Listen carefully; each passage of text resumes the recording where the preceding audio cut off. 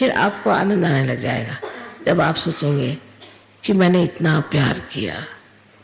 क्रोध करना, नाराज होना, झगड़ा करना, दूसरों के दोष देखना, इसमें अपना समय बर्बाद करने से देखना चाहिए कि उन्होंने किस तरह से मुझे प्यार किया।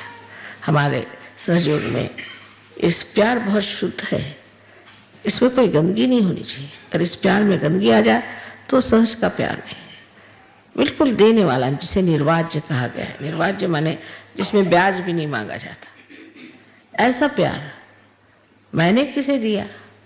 फिर जब आप सोचेंगे कि मैं इतना प्यार करता हूँ, प्यार करती हूँ, तो बड़ा आनंद आएगा।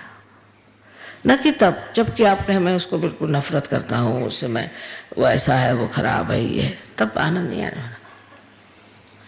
आनंद तभी आता है जब हम ये सोचते हैं कि ये प्यार का आंदोलन चल रहा है। बड़ी सुंदर भावना मन में उठती है फिर, और ये सुंदर भावना एक तरह की प्रेरणा स्वरूप होती है। उसका वर्णन तो करना मुश्किल ही है, किंतु उसकी झलक चेहरे पे दिखाई देती है, उसकी झलक आपके शरीर में दिखाई देती है, आपके गृहस्थी में दिखाई देती है, वातावरण में दिखाई देती है, और सारे ही समाज में दिखाई देती है।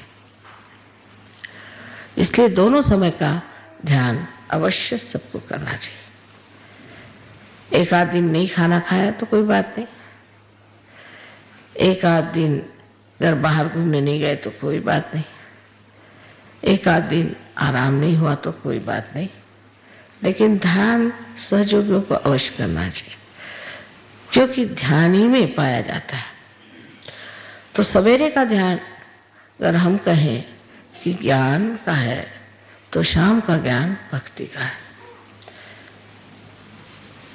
इस तरह से अपने को जब आप बिठाते जाएंगे तब आप समझ लेंगे कि आप कितने महत्वपूर्ण हैं, आपका महत्व इतिहास में कितना है। ये इतना बड़ा कार्य जो हो रहा है सहयोग में, ये सब आप ही के माध्यम से हो जाएगा। आप अपने को औरों से मत तौलिए। जो लोग बड़े यशस्वी होते हैं, जो बड़ी बड़ी जगहों में रहते हैं, वो लोग ये काम करने वाले नहीं। डरपोक लोगों से भी ये काम नहीं होने वाला,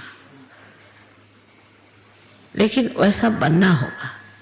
पहले लोग हिमालय पे जाते थे, हजारों में से एक आध को ही आत्म साक्षात्कार की अनुभूति होती थी, और बाकी तो सब ऐसे ही रह जाते थे। उनको बड़ी तपस्या करनी पड़ती थी। अब आपको तपस्या करने की जरूरत नहीं, हिमालय पे जाने की जरूरत नहीं, भूखे रहने की जरूरत नहीं, कुछ करने की जरूरत नहीं। तो आपकी सफाई होने का कौन सा मार्ग सहयोग में है, शायद आपने जाना नहीं, तो जान लीजिए कि सामूहिकता सामूहिकता ही आपके सफाई का मार्ग। जो लोग सामूहिक हो सकते, निर्वाज्य, फिर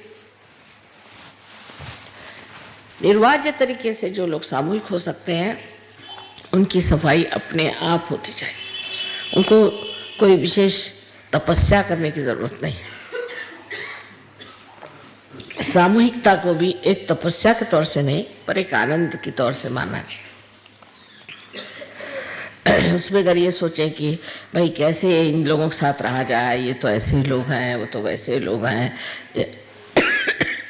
क्योंकि सहयोग में सबके लिए द्वार खुले हैं, तो वो आपके लिए कठिन जाएगा अगर आप सोचेंगे।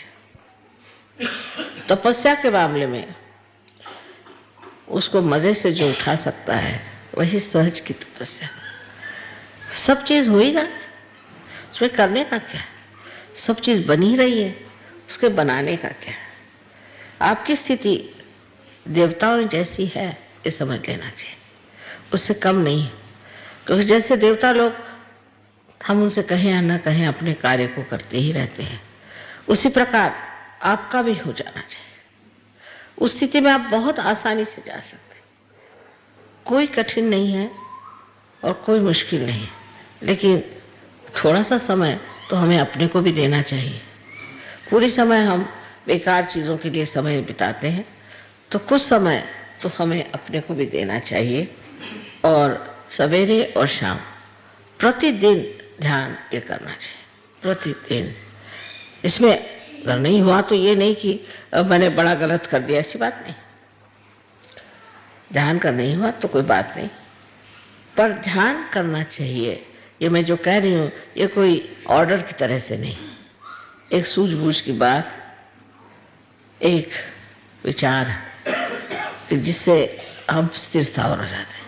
मुझे फौरन पता चल जाता है कि कौन लोग ध्यान करते हैं रोज और कौन नहीं करते, फौरन। क्योंकि जैसे कोई कपड़ा रोज धोए तो साफ ही रहेगा, उसमें गंदगी कैसे रहेगा, और जो नहीं करते हैं उसकी गंदगी फौरन दिखाई दे जाती है।